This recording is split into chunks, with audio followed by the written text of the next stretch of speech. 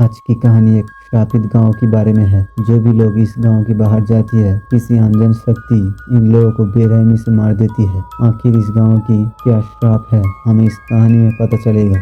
Screen explain YouTube channel में आपका स्वागत है। तो चलिए शुरू करते हैं आज की कहानी। कहानी की शुरुआत में हम एक बूढ़े आदमी को देखते हैं जो उसकी बीवी को ढूंढ रही होती है। कुछ देर ढूंढने के बाद उसकी बीवी एक जगह पर अपने ही हाथ काट कर खाने लगती है और एक तरफ एक आदमी अपने घर आ रहा था, तभी उसे कुछ हो जाती है और वो एक पेड़ पे तार फोड़कर अपनी जान दे देती है। अगले दिन एक नाई एक आदमी के बाल काट रहा था, तभी एक बच्ची उसकी औजार लेकर अपने ही कान काट कर खाने लगती है। दरअसल इस गांव में एक श्राप होती है जो हमें आगे चलकर ही पता चलेगा। इधर सब गांव वाले मिलकर राजा के पास जाती है। राजा ये सब बात सुनकर बहुत चिंतित हो जाती है और अपने बूढ़ी माँ के पास जाती है। बूढ़ी माँ उसकी कान में कुछ कहती है, वो समझ जाती है उसको क्या करना पड़ेगा।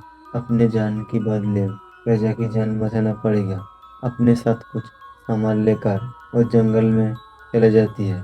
सीन चेंज होती है और कुछ साल बीत जाते हैं। हम देखते हैं कुछ लोग एक मरा हुआ इंसान को आने लगती है। तभी एक आदमी कहती है, ये सब क्या है चाचा? चाचा कहती है, हमें इस गांव की परंपरा है, जो भी आदमी मरेंगे इस जंगल में अर्पित करना पड़ेगा, या तो सब हम गांव वाले एक एक करके मर जाएंगे।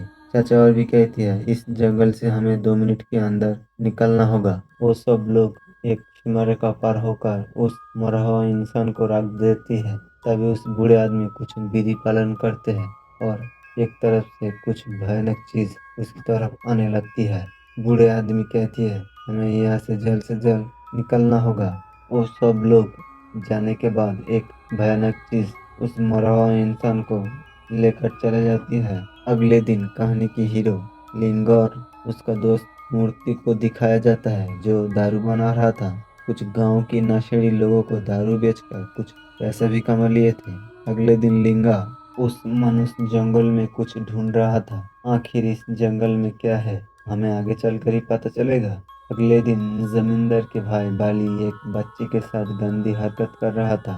तभी एक लड़की जिसका नाम पादू होती है, वो एक नुकीले हथियार से उसको धमकी देने लगती है और बच्ची को छोड़ने के लिए कहती है। बाली उसे छोड़कर चले जाती है। इधर जमींदार कहती है, एक लड़की की वजह से डर गया, तुझे मेरा भाई कहने में शर्म आती है, जा उस लड़की को उठा ले आ। बाली पादू को उठा ले आती है और उसके साथ गंदी हरकत करने लगती है। तभी लिंगा आ जाती है और बाली को बहुत मारकर पादू को ले जाती है। दरअसल लिंगा और पादू दोनों बहुत दिनों से प्यार करते थे।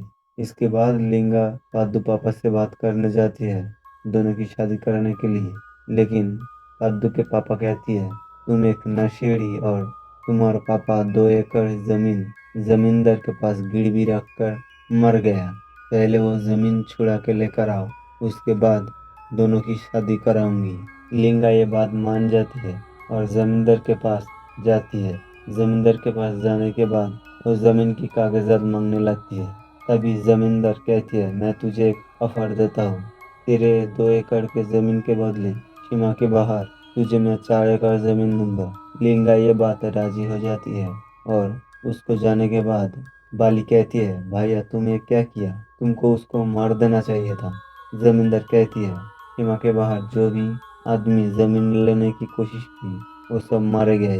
उसके बाद हम देखते हैं एक आदमी सीमा के बाहर जमीन देखने जाती है और तभी एक भयानक राक्षस उसको मारकर खाने लगती है। इस सब के बाद लिंगा और पादू की शादी हो जाती है। कुछ दिन बीत जाने के बाद लिंगा पादू से कहती है, मैं और मूर्ति उस जमीन को देखने जाएंगे। पादू कहती है, मैं तुमको उस जगह पे नहीं जाने दूंगा क्योंकि वो एक श्रापित जगह थी। लिंगा जैसे तैसे करके उसको मना लेती है और अगले दिन लिंगा और मूर्ति उस जंगल में चले जाती है। वो दोनों जाते जाते उस सीमा के बाहर चले जाते हैं। कुछ देर जाने के बाद बहुत सारे इंसानों की हड्डियां मिलती है। ये देखकर मूर्ति बहुत डर जाती है। लिंगा कहती है, अरे पागल, मैं तेरे साथ हूँ, इसके बाद शाम हो जाती है। वो दोनों एक जगह पे सो जाती है। अगले दिन सुबह लिंगा वहाँ पे चले जाती है। ये देखकर मूर्ति बहुत डर जाती है। तभी लिंगा आ जाती है और कहती है, मैं इस जंगल में किसी खास वजह से आया हूँ। लिंगा उसे सारे बात बताने लगती है। लिंगा जब छोटे थे, लिंगा और उसके दादा इस मनुष्य जंगल से जा रहा था और उसके दादा के पास एक बक्सा थी। दादा कहती है, इस बक्से में एक किताब है जो तुझे सारे सवालों की जवाब मिल जाएंगे। इसके बाद लिंगा के दादा दादा को उस राक्षस ने मार देती है और वो बक्सा भी खो जाती है। वो इसलिए इस जंगल में उस बक्से को ढूंढ रहा था और एक दिन वो बक्सा भी मिल गया। बक्से के अंदर एक किताब थी जिसके अंदर लिखा था, बहुत साल पहले एक बहुत शक्तिशाली कलिंग राज्य हुआ करती थी और एक राजा उस कलिंग राज्य को दखल करना चाहती थी। एक दिन वो कलिंग राज्य के ऊपर जंग छेड़ देती है, लेकिन इस जंग में वो मार जाती है। उसके मर जाने के बाद उसकी बेटा बड़ा होकर उस राज्य के ऊपर दूसरी बार हमला कर देती है, लेकिन वो भी हार गया।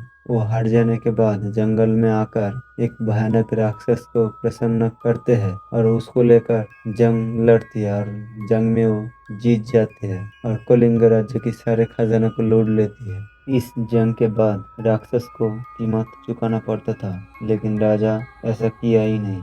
इसके बाद राक्षस गांव में हावी हो गया, जो हमें मूवी की शुरुआत में देखे थे।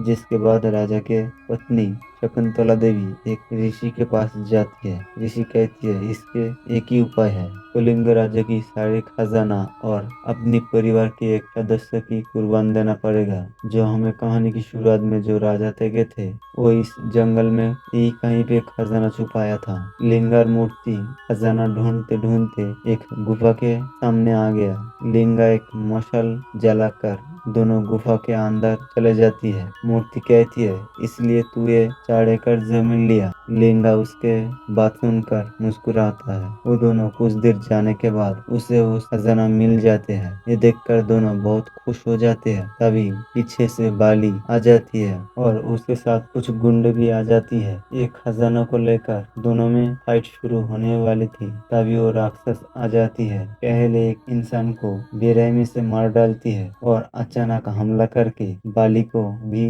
बेरहमी से मार डालती है। ये देखकर सबकी रूह कांप उठती है और वो एक एक करके सबको मारने लगती है। इसके बाद मूर्ति को मारने के लिए आती है। तभी लिंगा एक तलवार लेकर उस राक्षस को मार देती है। लिंगा ही उस राक्षस को मार सकता था, क्योंकि वो कलिंग राज्य की वंशज थी। इसके बाद लिंगा और मूर्ति खजाना को लेकर गांव चले आती है, जिसके बाद दोनों बहुत अमीर हो जाती है और कहानी यहीं पे खत्म हो जाती है। आई होप एक कहानी आपको पसंद आई है, तो एक प्यारा सा कमेंट कर दीजिए और एक लाइक कर दीजिए और ऐसे ही कहानी सुनने के लिए चैनल को सब्सक्राइब कीजिए। Thanks for watching.